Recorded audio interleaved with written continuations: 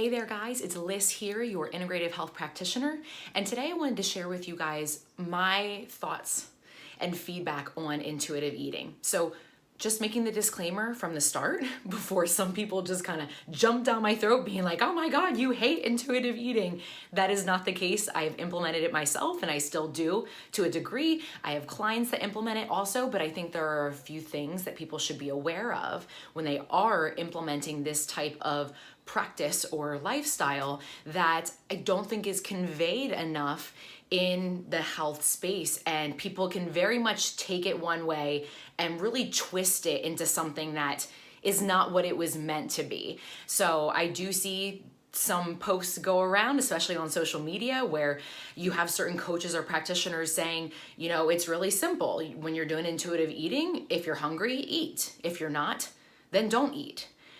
And I think we try and make it really cut and dry like that. And it sounds really sexy to people to be like, oh, that's all I have to do. That's all I have to think about. And so there are different really sub levels of intuitive eating, in my opinion. So one thing that people need to keep in mind is that just because you're not hungry doesn't always necessarily mean that your body doesn't need food, that it doesn't need fuel. There are many things within our health that really can affect our hunger level. Like, are your ghrelin and your leptin levels balanced? You know, your appetite stimulating and appetite suppressing hormones. Are we having a really high level of stress in our life that maybe for you, that's causing you to eat more? If you're like me, maybe you do not stress eat, you don't want to eat at all, and it really suppresses your appetite. You can have different pathogens, toxicities really affect your desire to even want to eat. You can have certain variables affect your blood sugar levels, you know, your insulin, your blood sugar regulation. And so it's not really just super simple in saying eat when you're hungry and don't eat when you're not, because that's not necessarily addressing the root causes to why we have more of a fluctuating appetite in the first place. But as I implemented this practice myself, and as I work with clients that have implemented it before coming to me or try implementing it while we're working together, I found a couple of things.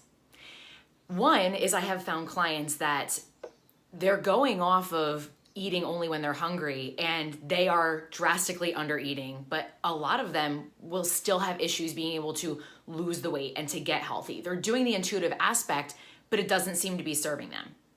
Then you have some people who will eat more than they should, or eat just different food sources than they really should be eating because that's what they feel that their body is gravitating towards, when in the end, that can really just be because there is a nutrient deficiency that we need to work on and the food source that they're choosing isn't the best.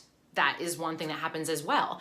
What I have found with myself and with my clients, just as this overarching takeaway here, is that oftentimes when we just rely on intuition, we can greatly miss the macronutrients, micronutrients, vitamins, and minerals that we need. If you are not auditing the amount of carbs, fats, proteins, fiber content, vitamins and minerals that you're taking in, it is so easy to get a deficiency. You can get a surplus as well, but what I have found a lot more is as people are doing intuitive eating, as people are doing intermittent fasting, I see this very often, we definitely can create deficits that we go a long time before we even audit and realize that we created this. And yes, it was intuitive, but intuition can be affected by a lot of different things. You can have your stress level affect your intuition. You know, there's just so many other things that can be going on with pathogens and toxicities and so many other variables that to rely solely on intuition, I feel can be, you know, irresponsible to a degree. I think that we should either do some type of weekly or monthly or quarterly audit of what we've been choosing, look at these patterns, reflect on them, and see how often have I been eating on average? What foods am I gravitating towards? And are any other aspects of my health changing from this? You know, how has this affected my sleep?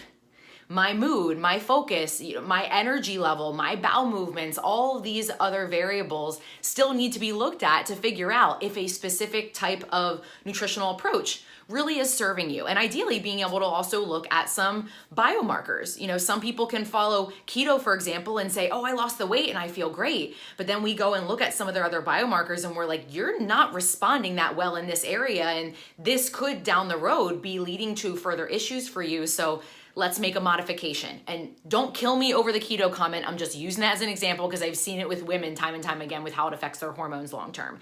Everyone is different. Everyone is different bio-individuality. But when you're looking at any type of nutritional approach, it is important to make sure that you audit that. So I hope that you guys got some value from this. If you have done intuitive eating, let me know in the comments your experience. And I support you no matter what you decide. My goal is to always be here to educate you and give you some food for thought as you are making the best decisions for you and with the help of your practitioner on what is best for you at this stage of your healing.